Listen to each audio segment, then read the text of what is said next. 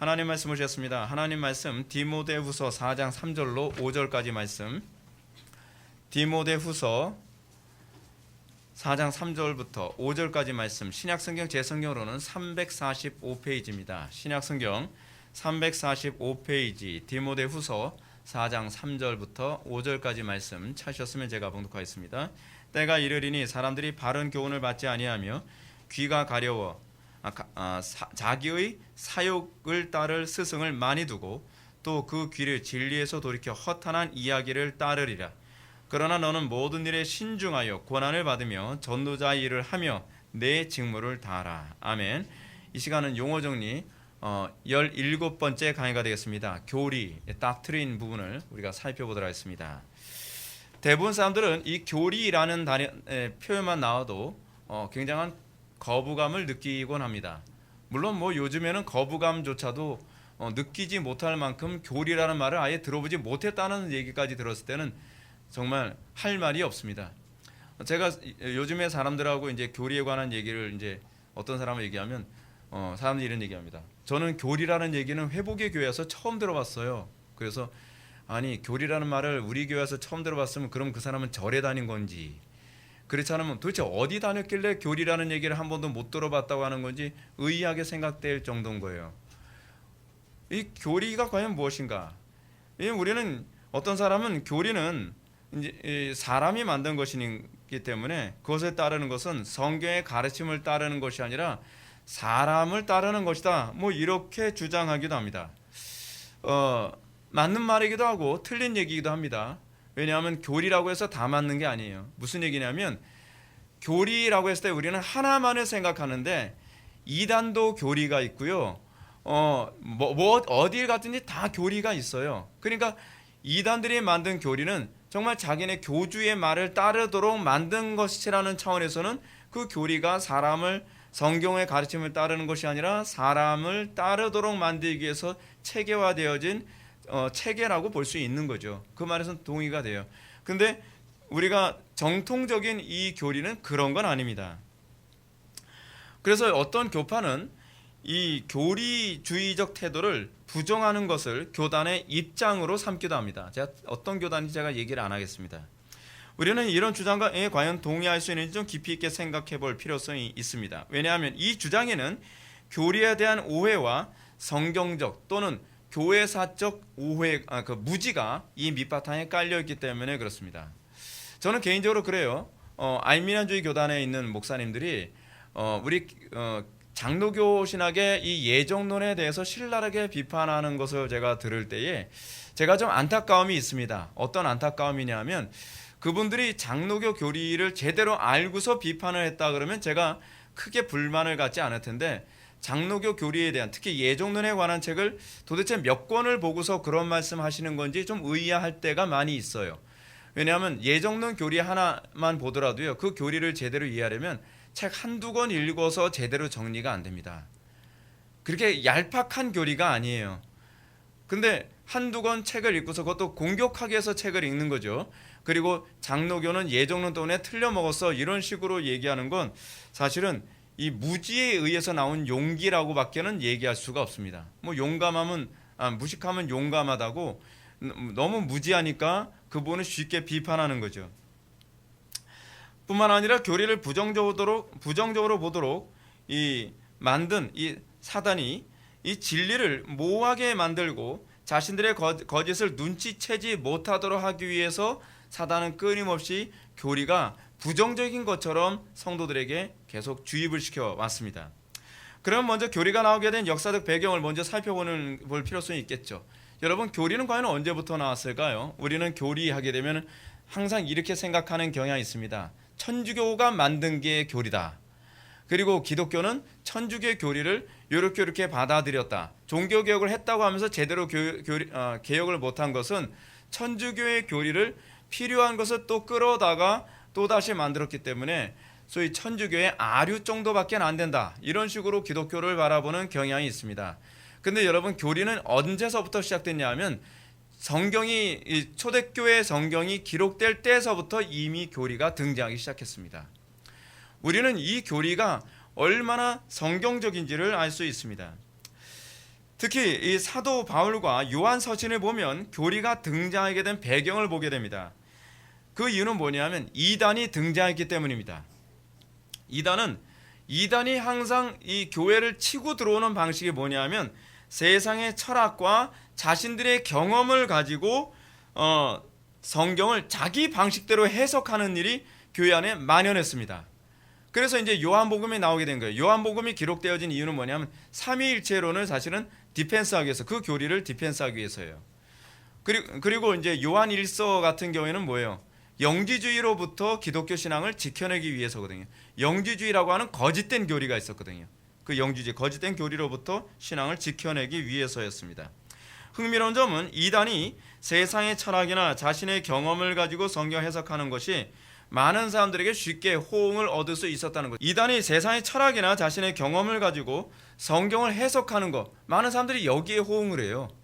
성경을 철학 가지고 설교하는 걸 되게 좋아한단 말이에요. 왜냐하면 이게 내 사고방식하고 잘 맞거든요. 이것이 타락한 인간의 사고방식에 너무나 찰떡궁합처럼 잘 맞으니까 사람들이 거기에 호응하기 시작하고, 거기에 흥분하기 시작하고, 거기에 사람들이 환호하기 시작합니다. 그래, 바로 그렇지, 성경 해석하려면 저렇게 해석해야지, 그런 식이 되는 거예요. 왜냐하면 자기 타락한 본성에 맞거든요. 그러면서 자기가 그 타락한 본성에 맞는 설교가 자기한테 맞고 은혜가 됐기 때문에 자기는 구원을 받았고 자기는 믿음을 갖게 됐노라라고 생각하는 경향이 많이 있어요. 그러니까 구원파에 빠지는 거예요. 그러니까 이단에 빠지는 거예요. 이단의 가르침은 미혹이지 그것이 교훈이 아니거든요. 마치 여러분 세상의 철학이나 어떤 사람의 경험을 가지고 성경 해석하는 것, 특히 이제 교리 무시하는 사람들이 자기 경험 가지고 성경 해석 많이 하거든요. 그리고 직관을 가지고 성경 해석해요. 그러면서 굉장히 은혜가 된다고, 뭐 오늘 묵상한 가지고 설교할게요. 그거만큼 위험한 설교 없습니다. 요즘 묵상 가지고 설교하시고 뭐 그런 분들이 있는데 그거 굉장히 위험한 겁니다. 사람들이 왜 그런 설교를 좋아하냐면 자기도 그렇게 생각했는데 저 목사님도 그렇게 생각하니까 어때요? 너무 잘 와닿거든요. 여러분, 제가 이거 하나 제가 말씀드릴게요. 예배 시간에 여러분들이 자꾸 졸게 되는 이유가 어딘지 아세요? 그거 제가 가르쳐 드릴게요. 여러분들 마음이 다쳤다는 얘기예요. 나는 그 교리, 그 책에 나는 받아들일 수 없다는 게 항상 눈으로 나타나요. 그건 분명해요. 제가 수도 없이 제가 이 목회해본 임상 결과, 그래서 청교도들은 예배 시간에 조는 문제에 대해서 가장 큰 불경건이라고 얘기를 해요. 왜냐하면 나는 그거 안 받아들이겠다는 게 무의식에 자꾸 졸리는 것으로 그렇게 작용하거든요. 근데 보세요. 설교하다가도 그 사람의 마음에 쏙 드는 얘기를 하게 되면 눈이 딱 띄어져요. 거짓말처럼요. 예를 들어서 노름 좋아하는 사람이 앉아있는데 노름을 가지고서 예화 들잖아요. 그러면 졸다가도 깨요. 그 사람이요. 그래서 깔깔대면서 같이 웃어요. 그러다가 다시 성경 설교하고 나면 곧바로 잠든다는 거예요. 이거는 설교자들이 다 이구동성하는 얘기예요. 그들이 관심 가질 얘기, 그들이 좋아할 만한 이슈를 가지고 얘기하면 눈이 딱 떠져요. 신기하죠. 아주 신기해요. 그러니까 또 우리 지금 학생 중에 한 명은 한쪽 눈만 감고 이랬어요. 이건 어떻게 해석해야 되는 거예요? 한쪽 눈만 감고. 이게 마치 여러분, 우리가 경험이나 철학을 가지고 경험이나 철학을 가지고서 성경 해석하는 것은요, 마치 뭐와 같은지 아십니까? 어떤 맹인이 코끼리를 자기 방식대로 이해한 거하고 같은 거예요. 여러분, 이 맹인은 앞을 못 봅니다. 앞을 못 보는 맹인이, 어떤 맹인은 코끼리 다리를 만지고서 성경 말씀은 이런 거야 라는 식으로 얘기를 하는 거예요. 어떤 사람은 코끼리 코만 만지고서 하나님 말씀은 이런 거라니까, 그리고 어떤 사람은 귀를 만지고서 하나님 말씀은 이런 거야, 그리고 배를 만지면서 하나님 말씀은 이런 거야 라고 얘기한단 말이에요. 거기서 가지각색의 이단이 나오는 거예요. 그러면 코끼리 다리만 만지듯이 살아온 사람들은 다 그 이단에 맞아, 저 목사가 잘못 가르쳤어, 저 목사는 이상하게 코끼리가 뭐 네 발 달린 짐승 같다고, 웃기는 소리 하네. 나도 만져봤는데 코끼리는 마치 원통같이 기둥 같은 놈이야. 근데 저 이단에서 그 얘기를 하는데 저거 이단 아니라는 거예요. 왜냐하면 내 경험하고 맞는 소리 하거든요. 그러니까 많은 사람들이 와 하면서 그쪽 이단으로 가죠. 근데 또 어떤 이단은 어떻습니까? 코끼리의 배를 만진 사람이거든요. 근데 코끼리는 마치 벽 같다고 생각하는 거예요.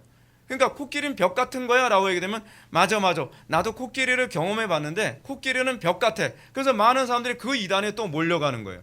또 코끼리 코만 만진 사람들은 코끼리는 마치 뱀 같아.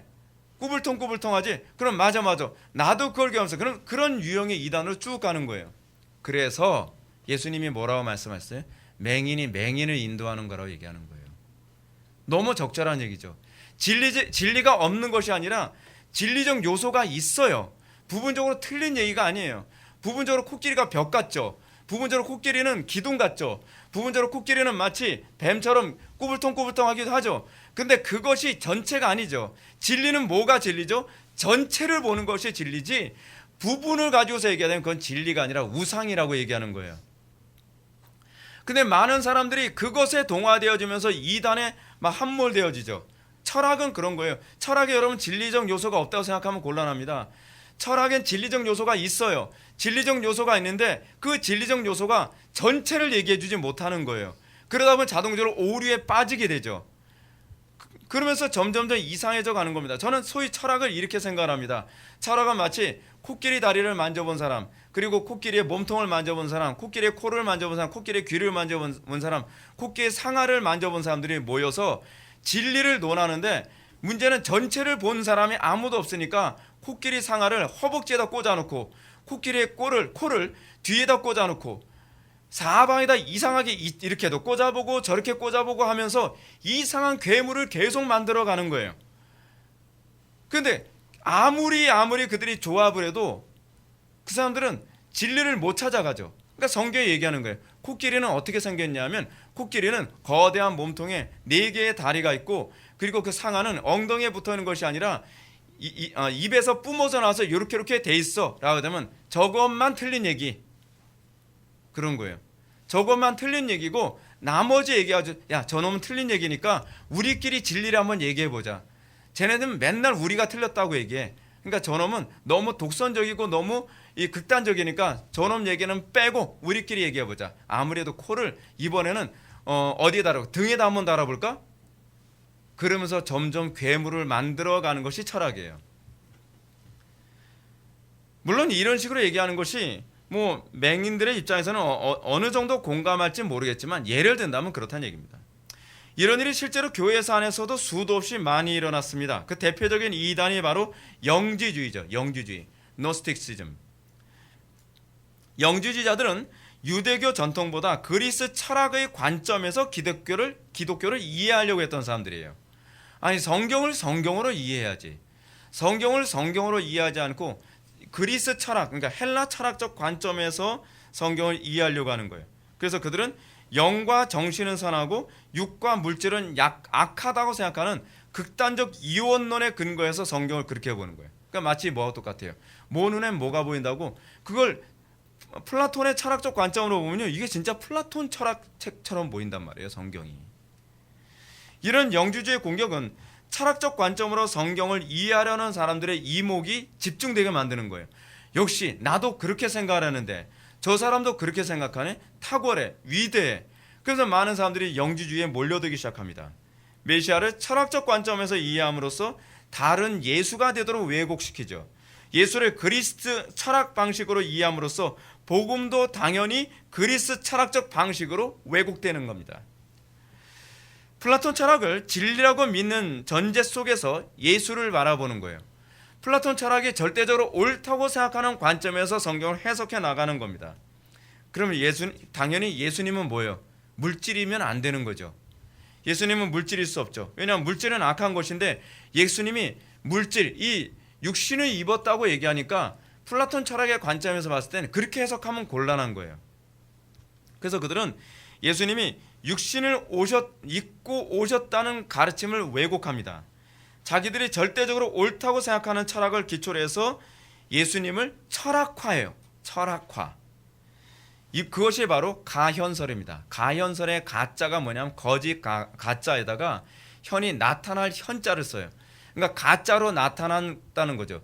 사실은 예수님이 영으로 나타나신 건데 영으로 나타난 예수님이 사실은 물질로 나타난 것처럼 보였다라고 하는 소위 플라톤 철학을 신학화한 이런 거짓된 교리가 이단이 등장하기 시작합니다. 복음은 이렇게 세상 철학이나 자신의 체험을 기초로 해서 왜곡하는 현상이 너무나 다양하게 나타났기 때문에 바울은 누가 철학과 헛된 속임수로 너희를 사로잡을까 주의하라. 이것은 사람의 전통과 세상의 초등 학문을 따르며 그리스도를 따름이 아니니라 라고 틀림없이 이렇게 경고한 겁니다. 근데 교회에서 철학 가르치는 교회는 도대체 뭔지 모르겠어요.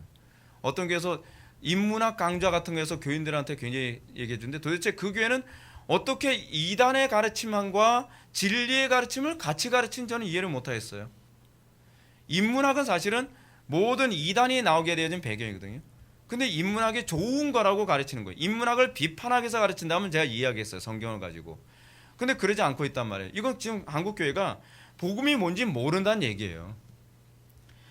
교회사를 보면 세상의 철학이나 체험을 통해서 복음을 철학하려는 시도는 끊임없이 일어났습니다. 저도 과거에 신학 공부하기 전에는 제가 맨날 기 수련하고 막 그랬을 때는 성령님을 기로 보면 어떨까요? 그 교회 전도사님한테 그걸 물었어요. 한 번도 생각해보지 않은 희한한 조건이라고. 그분들도 굉장히 고민하는 거예요. 성령님을 기로 생각을 해? 이야, 이거 알고 보니까 그런 이단도 또 있더라고요. 제가 신학을 공부해 보니까. 하여간 우리는 본성적으로 자꾸 자기의 경험한 것, 자기의 철학을 자꾸 성경을 해석하는 수단으로 삼고, 그래서 그거를 뭐라 하냐면 소위 스콜라주의라고 하는 개념이 나오는 거예요. 스콜라주의라는 것이 뭐냐면 철학적 전제를 가지고 성경을 해석하는 거예요. 칼빈이 제일 혐오했던 거죠. 근데 철학적 전제를 가지고 성경을 해석하는 것을 그토록 혐오했는데 베자 시대에 또다시 스콜라주의로 다시 돌아서요. 한심한 노릇이죠. 근데 이렇게 철학이나 체험을 통해서 복음을 철학화하려는 시도는 거의 예외 없이 많은 사람들이 호응을 얻게 됐어요. 수많은 사람들이 그런 철학화된 이단의 미혹에 환호했어요. 그럴 수밖에 없는 것은 그게 자기들한테 맞거든요. 내 본성에 맞거든요. 그러니까 공감이 되는 거예요. 그러니까 아멘 하는 거죠. 되게 심각한 문제가 되는 겁니다. 그래서 경건한 신자들의 진리를 지켜내기 위해서 교리가 비로소 등장하게 되는 겁니다. 왜냐하면 그들이 교리적 체계를 가지고 기독교를 공격하니까 어쩔 수 없이 우리는 성경이라고 하는 그 체계로 교리를 준비해서 그들을 격파시켜야만 했던 거예요. 그러니까 교리는 왜 만들어진 거냐면 신앙을 디펜스하기 위해서 만든 거예요. 이단의 공격으로부터 우리의 믿음을 지켜내기 위해 만든 것이지 교리 가지고 전도하라고 만든 게 아닙니다. 이런 교회사를 염두에 두고 교리를 이해한다면 교리가 왜 중요한 것인지 어느 정도 납득할 만하죠. 교리는 어떤 사람들이 흔히 말하는 것처럼 성경을 성경적으로 믿도록 하기 위해 믿음의 선조들이 수고한 결과입니다. 교리를 포기한다는 것은 마치 성벽을 허무는 것과 같은 거예요. 얼마나 미련합니까? 교리는 교리를 위해서 나온 것이 아니라 세상의 철학과 속임수로 진리를 무너뜨리려는 이단으로부터 교회를 지켜내기 위해 쌓은 일종의 성벽과 같습니다. 그래서 하나의 교리가 등장하게 될 때는 그 교리가 그냥 학자들끼리 모여서 지네들 무슨 심심풀이 땅콩식으로 교리를 만든 것이 아니라 하나의 교리가 등장하기 전에는 이단의 공격이 먼저 있었어요. 이단의 공격이 있으면 그 이단의 공격으로부터 교회를 어떻게 지켜낼 것인가, 그리고 성도들이 어떻게 오류에 빠지지 않도록 할 것인가라고 하는 것을 경건한 신자들과 신학자들과 목회자들이 하나의 체계를 만드는 거죠. 그러면서 나온 것들이 예를 들어서 대표적인 예를 들어서 삼위일체라고 하는 이런 교리, 그리고 기독론의 예수 그리스도의 두본성 1인격이라고 하는 이런 교리들이 이단들 때문에 나온 거예요. 다시 말해서, 그리고 그 교리는요 가톨릭이 만든 게 아닙니다. 가톨릭이 등장하기 이전에 이미 다 만들어진 거예요. AD 1세기부터 4세기 안에 칼케톤 회의라든지 그렇지 않으면은 갑자기 떠오르지 않는데 그런 그 교리들 다 나오게 된 거죠. 예. 아타나시우스 신조라든지 이런 신조들이요. 이렇게 말해도 사람들 가운데 교리가 인간의 결과물이라고 반박하는 사람도 있습니다. 여러분 그렇게 얘기해도 교리는 인간의 결과물이라는 것에 대해서는 합리화할 수 없죠. 그런데 저는 이 부분에 대해서 동의해요. 그래요. 인간의 결과물이에요. 근데 인간의 결과물이어서 다 잘못된 건 아니죠. 하나님께서 인간을 통해 우리에게 주신 결과물이에요. 그렇게 이해를 해야 돼요. 여러분 성경은 사람이 썼으니까 그럼 이건 사람의 결과물인가요? 아니잖아요. 성령께서 사람을 통해 쓰셨잖아요. 성경은요, 하나님이 직접 오셔서 어느 날 날 잡아서 써서 나온 게 아니에요, 여러분. 성경은 하나님께서 그의 백성들에게 영감을 주셔서 기록하게 하신 거란 말이에요. 그래서 성경은 인간의 결과물이면서 하나님의 결과물이죠. 영감이 작용했다고 얘기하죠. 근데 교리에도 하나님께서는 그런 식으로 역사하셨다는 겁니다. 물론 성경만큼 무오류하진 않아요. 교리가 인간의 결과물이란 데 대해서 제가 동의했고요. 그리고 그 결과물이 성령께서 인간을 통해서 주신 결과물이라는 것이 더 타당하다고 제가 여러분한테 설명했습니다. 교리가 성령님을 통해 인간에 의해 하나님으로부터 나온 결과물이라는 점을 입증하는 것은 크게 두 가지로 얘기할 수 있습니다. 첫 번째는 경건한 선배 신앙인들이 그 교리를 인정했다는 겁니다.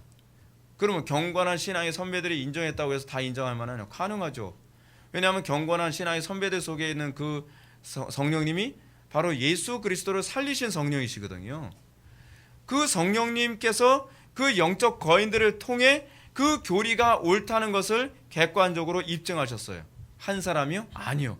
모든 시대의 모든 경건한 우리의 신앙의 선배들이 아무도 그 교리가 문제 있다고 보지 않았어요. 그들이 바보가 아니에요. 어거스틴 같은 사람은 당대 최고의 천재라 그래요. 칼빈도 당대 최고의 천재였어요. 그러니까 바울, 어거스틴, 칼빈의 계보를 읽는 이 정통 교리는 당대 최고의 경건함과 당대 최고의 지성을 가진 사람들에 의해서, 그래서 성경 전체를 두루두루 다 꿰뚫는 그 안목을 가진 사람, 적어도 우리보단 똑똑한 사람이고요, 적어도 우리보단 경건한 사람들이 그것에 의해서 no problem이라고 얘기한 사람들이에요. 아무 문제 없다는 거예요. 이 교리야말로 가장 성경적이다, 가장 성경의 정신을 제대로 잘 대변한다라고 그분들이 인정하신 거죠. 여러분들이 겸손하다면 인정해야죠. 인정해야 되는 거 아닌가요? 여러분들이 그분들보다 훨씬 뛰어나다면 저는 다시 한번 생각해 보겠는데, 우리는 그들보다 훨씬 뛰어날 수가 없는 거거든요. 두 번째로, 교리가 성령님에 의해 인간을 통해 주어진 것이라는 사실은 교회사가 입증합니다. 교회사를 보면 바른 교리는 항상 아름다운 열매를 낳았습니다. 예수님의 말씀처럼 열매로 나무를 알 수 있죠. 근데 이 나무가 항상 좋은 열매를 맺었어요. 이 교리를 믿는 사람들마다 항상 좋은 열매를 맺었단 말이에요. 그렇다고 한다면 그 교리가 낳은 열매를 통해서 그 교리가 성령께서 지지하시는 교리, 하나님께서 지지하시는 체계라고 하는 것에 관해서 우리는 동의할 수 있겠죠. 또 이렇게 얘기하면 어떤 사람도 이렇게 반박할 수 있습니다. 바른 교리를 주장한다는 사람들 중에서도요, 인격적으로 안 좋은 사람들 많았고요, 그리고 분열을 초래했던 사람들 많았고요, 그 사람들 중에서도 문제 있는 사람들 많았어요. 그들 중에서도 사랑이 없었으며 교만했던 사람들도 많았단 말이에요. 그렇게 이제 반박을 하는 사람도 있을 수 있습니다. 분명히 기억해야 될 점은요, 이런 현상에 대해서 그것이 교리의 문제인지 사람의 문제인지는 좀 생각해 봐야 된다는 겁니다. 그렇지 않습니까? 다시 말해서 교리를 주장하는 사람이 교리를 바르게 소화하지 못하면 그 사람이 잘못됐기 때문에 잘못된 열매를 맺는 거지, 교리가 잘못돼서 잘못된 열매를 맺는 건 아닌 거죠. 예를 들어가서 메스를 가지고 사람을 죽였다고 하면 메스 잘못입니까? 사람 잘못입니까? 메스는 원래 수술하라고 만든 거잖아요. 수술하라고 좋은 의도에서 주어진 건데, 그거 가지고 사람 죽였다고 사람은 무죄, 메스는 유죄, 그렇게 얘기할 수 없잖아요. 마치 이 교리를 공격하기 위해서 그 사람의 문제를 가지고 얘기하는 것은 형평성에 어긋나고 그리고 합리적이지 못하다라고 얘기할 수 있습니다. 자, 이것을 이해하는 데 도움이 될 만한 제가 또 한 가지 영화의 예를 한번 제가 들어볼게요. 옛날에 그 연문이라는 영화가 있었거든요. 연문, 그 앞문 뒷문 그거 말고 사람 이름이 연문이에요. 근데 이 연문이라는 사람이 있는데, 연문한테 어떤 사람이 하루는 무술을 도전을 합니다. 그 사람은 나름대로 무술에 고수라고 자칭하면서 그 동네에는 모든 그 도장에 있는 고수를 다 때려 눕혀요. 그래서 연문을 찾아옵니다. 당신이 이 동네에서 최고로 무술 잘한다며, 나하고 한번 붙어봅시다. 해서 열심히 싸우는데 결국 그 사람이 연문한테 완전히 격파를 당하고 말아요. 그러니까 이 사람이 연문에게 뭐라고 얘기하냐면, 네, 북파권이 남파권에게 졌습니다 라고 하면서 항복을 선언해요. 그러니까 연문이 뭐라고 얘기하냐면 아주 명언을 남깁니다. 실제로 그런 얘기인지 잘 모르겠어요. 대사에서 그런 얘기가 나와요. 그 사람이 이런 얘기를 합니다. 천만에요. 문파의 차이가 아니라 문제는 당신이요. 문파가 진 것이 아니라 당신이 진 거요라고 얘기하는 거죠. 이거 얼마나 적절한 얘기입니까? 무술인도 이 정도 생각합니다. 하다못해 우리가 교리를 가지고 있는데 우리가 교리에 합당한 열매가 나오지 않으면 교리가 문제입니까? 내가 문제입니까? 내가 문제라고 봐야죠. 많은 사람들이 뭐 교리를 저기 했어도 뭐 교리 믿는 사람들 보면 냉정하고요, 사랑도 없고요. 그거는 이 본질을 못 보는 어리석은 진단이죠. 오늘날 정통교리를 가지고 있는 사람들에게 잘못된 열매가 나타나는 것은 교리 문제가 아니라 사람의 문제입니다. 왜냐하면 어느 시대든지 교리를 바르게 소화한 사람들은 예외 없이 아름다운 동일한 열매를 맺었기 때문에 그렇습니다. 그러나 잘못된 교리를 추종한 사람들은 예외 없이 동일한 잘못된 열매를 맺었습니다. 그것이 정확한 진단이죠. 그렇다면 과연 교리가 무엇인지 이야기해 봅시다. 디모데후서 4장 3절부터 4절까지 말씀, 오늘 본문 말씀 보면 바울은 디모데에게 영적으로 어려운 때를 다음과 같이 경고합니다. 때가 이르리니 사람들이 바른 교훈을 받지 아니하며 귀가 가려워서, 그러니까 자기의 가려운 귀를 긁어줄 만한 거짓된 교리를 찾아다닌다는 얘기입니다. 이게 오늘날 우리나라에서 나타나는 현상 아닌가요? 자기의 귀를 시원하게 해줄 만한 교리, 자기의 귀에 달콤할 만한 교리를 찾아다니죠. 이게 마지막 때에 나타나는 현상이에요. 자기 사욕을 따를 스승을 많이 두고 또 그 귀를 진리에서 돌이켜 허탄한 이야기를 따르리라. 왜 진리에서 돌이켜 허탄한 이야기를 많이 따를까요? 그건 자기 귀에 달콤한 얘기를 따라다니기 때문에 그래요. 그것이 진리냐 거짓이냐, 그것이 옳으냐 그르냐는 항상 관심이 없어요. 내 귀에 달콤하고 내 가려운 귀를 긁어주면, 그러면 그걸 진리라고 자기가 규정하는 거죠. 자기가 규정하는 거예요. 그래서 바울은 때가 이르게 되면 나타나는 현상이 바른 교훈을 받지 아니한다는 겁니다. 왜냐하면 바른 교훈이 가려운 귀를 긁어주지 않거든요. 바른 교훈의 특징이 뭐냐면 송곳처럼 찌르거든요. 그러니까 사람들이 바른 교훈을 받지 아니할 것이다 라고 해요. 근데 여기서 이 교훈에 해당하는 헬라어 디다스칼리아라고 하는 이 단어가 이 NIV 성경이나 킹 제임스 버전 같은 성경을 보면 닥트린으로 번역됐습니다. 물론 이 교리에 해당하는 그 영어 단어 닥트린이라고 하는 이 헬라어는 도케인이라고 하는 헬라어에서 유래한 건데 이 어쨌든 바울은 디모데에게 영적으로 어려운 시가 닥치게 될 때에 사람들이 말씀을 거부한다는 것이 아니라 사실은 바른 닥트린을 거부하게 될 것이라고 우리들에게 얘기하고 있다는 사실입니다. 여러분, 말씀이 여러분들에게 주어질 때요, 그 말씀은 여러분들에게 그냥 주어지지 않습니다. 항상 교리라는 체계로 들어오게 되어 있습니다. 교리라는 체계 없이 들어올 수 있는 방법이 없어요. 마치 여러분, 물을 우리가 가지고 갈 때 물은 어때요? 항상 그릇에 담아야 되잖아요. 그릇에 담아야만 물을 옮길 수 있는 것처럼 하나님의 말씀도 닥트린이라고 하는 이 교리라는 그릇이 없이 우리에게 주어질 수 있는 방법이 없단 말이에요. 근데 많은 사람들이 바른 닥트린, 바른 교리를 거부하게 될 거라는 거예요. 왜요? 그 교리는 내가 빠져나갈 구멍을 송두리째 다 막아버리거든요. 그리고 사람들이 그 이유를 뭐라고 얘기하냐면 허탄한 이야기를 따르게 될 것이기 때문이에요. 허탄한 이야기. 그래서 허탄한 이야기에 해당하는 헬라어 이게 미도스라고 하는 단어를 직역하면 신화예요. 신화. 근데 이 신화라고 하는 이 말을 영어 성경에서 그렇게 번역을 하고 있어요. fable 혹은 miss라고 이렇게 번역을 했습니다. 그러니까 신화는 거죠. 근데 여러분 신화하게 되면 무슨 그리스 로마 신화 그런 걸 떠올리는데 사실 신화라고 하는 것은요 일종의 교리입니다. 교리. 여러분 그리스 로마 신화 같은 경우도 여러분 어때요? 그들의 철학적 체계를 사실은 어떤 우화 같은 그런 얘기 같은 것으로 그들의 교리를 교리화한 거거든요. 그게요. 단편인 예를 들어서 여러분 지혜의 여신이 어디서 나오죠? 머리에서 나오죠? 어디 머리에서 나와요? 제우스의 머리로부터 나오죠. 그 얘기가 뭐냐면 지혜라고 하는 것은 신의 머리에서 나온 것이다 라고 하는 이 교리를 그렇게 우화화시킨 거예요.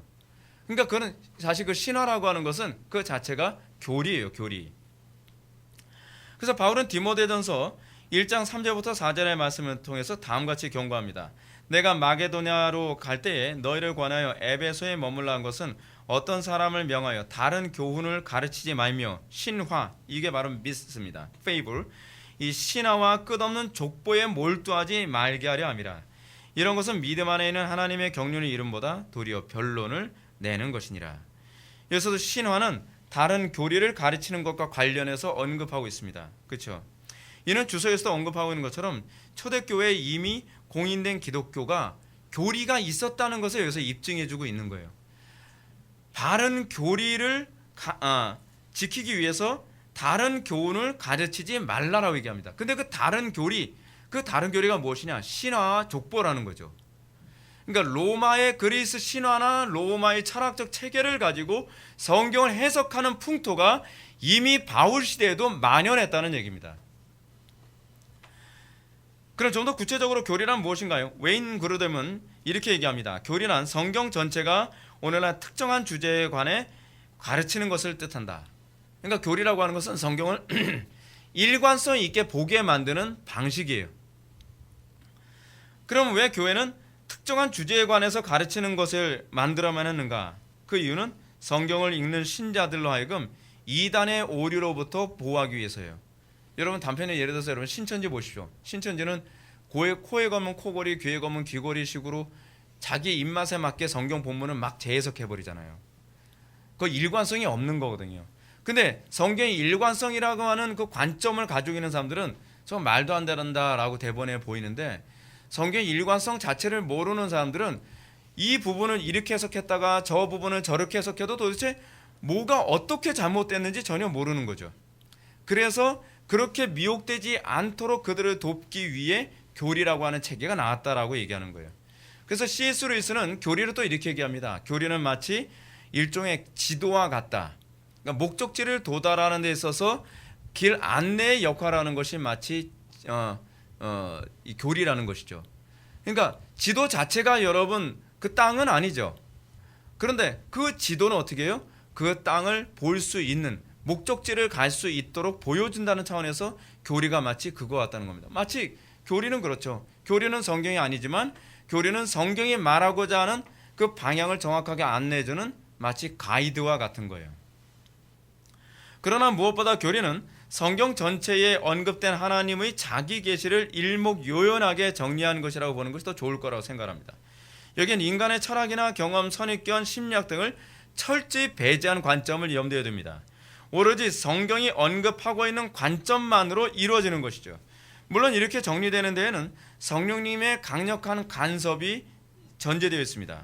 그리고 이렇게 정리된 교리는 2000년의 역사를 통해서 경건한 신앙의 선배들을 통해 계속 또 검증되어지는 그 과정을 거쳐서 우리에게 온 거예요.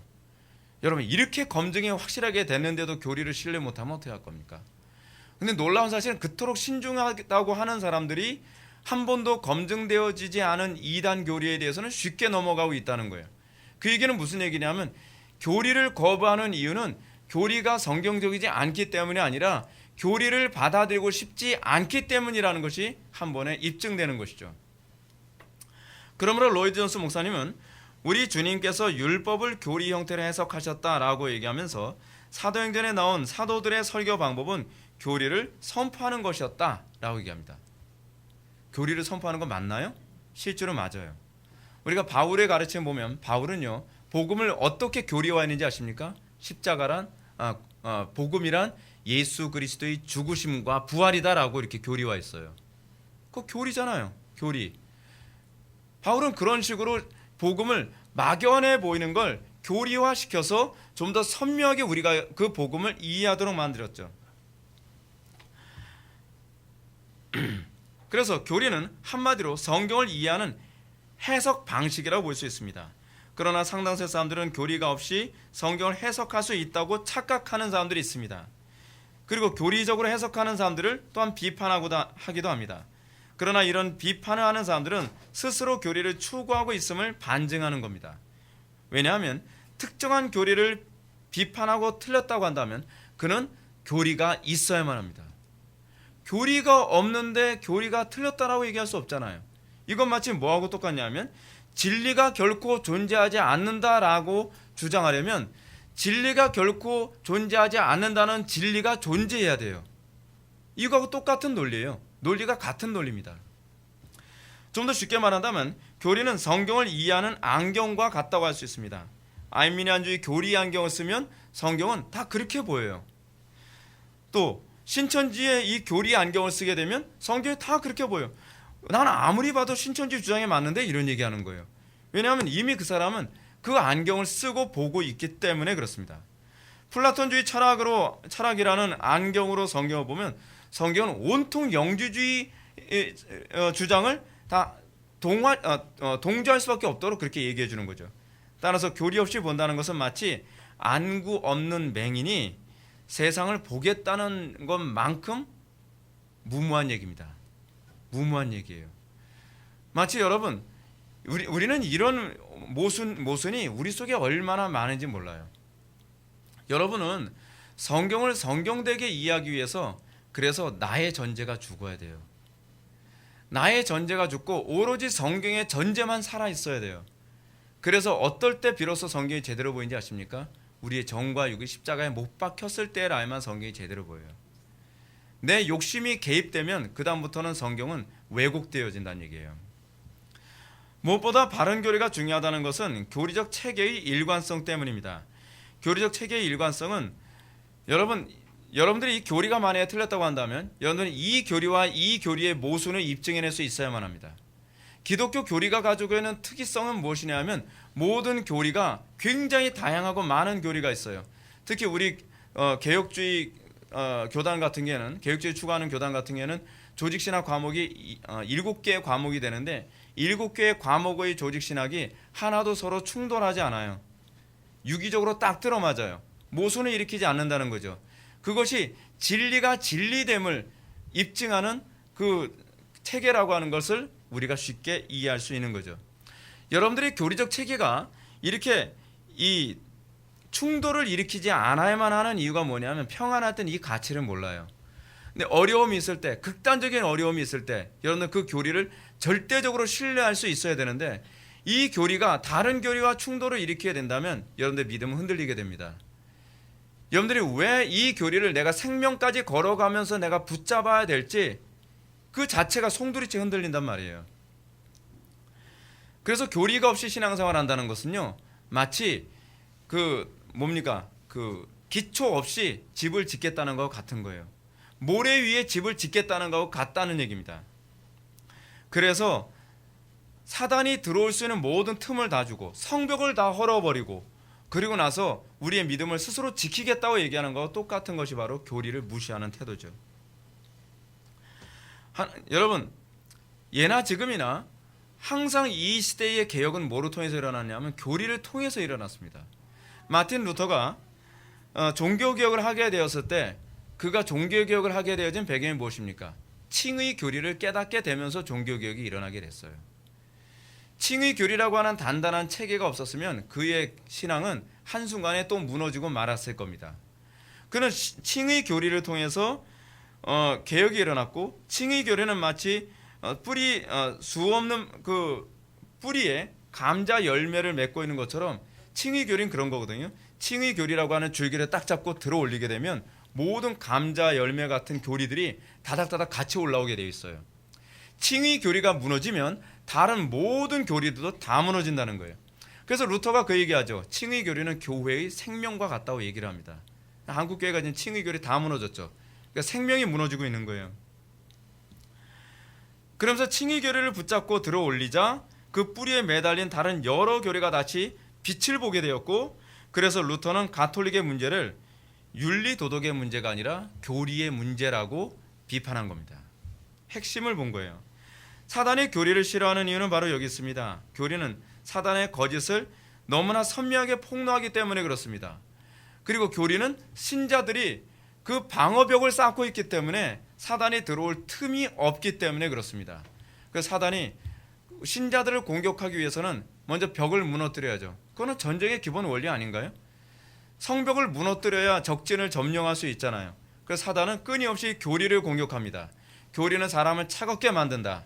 교리는 인간이 만든 것이다. 교리는 거짓된 것이다. 교리는 사단이 로마 가톨릭에 의해서 만든 것이다. 다양한 사실이 아닌 거짓말로 끊임없이 교리를 무너뜨리고, 그리고 교리가 무너지면 사단은 엄청난 대군을 몰고서 교회를 침공에 들어와 교회를 쑥대밭 만드는 것입니다.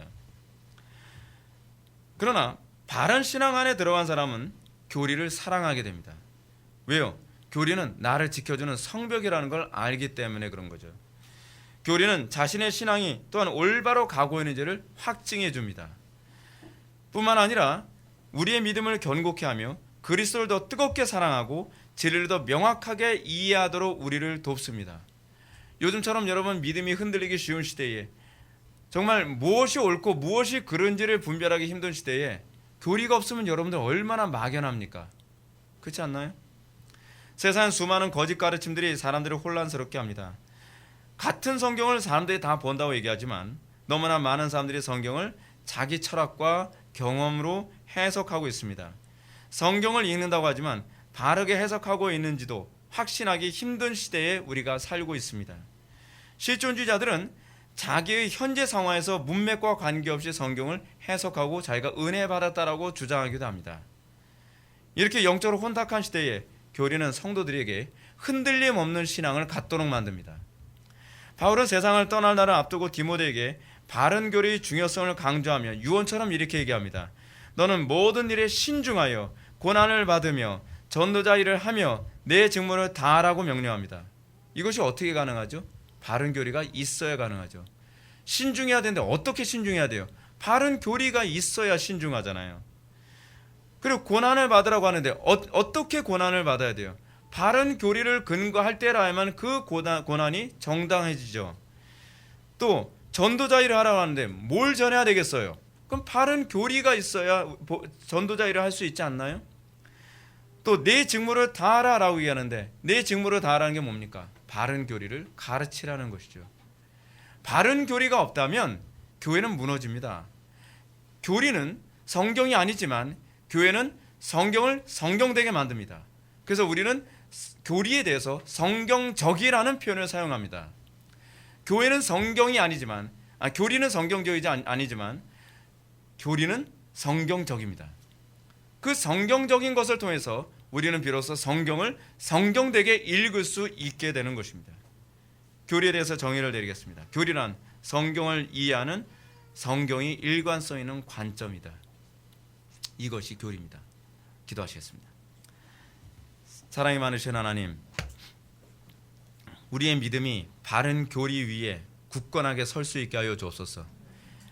내 마음에 들고 내 경험에 맞고 또 내 가려운 길을 긁어주기 때문에 추구하는 교리가 아니라 쓰더라도 그리고 아프더라도 옳기 때문에 그 교리를 통해서 날마다 자기를 부인하며 갈 수 있게 하여 주옵소서. 예수님의 거룩하신 이름으로 기도드립니다. 아멘.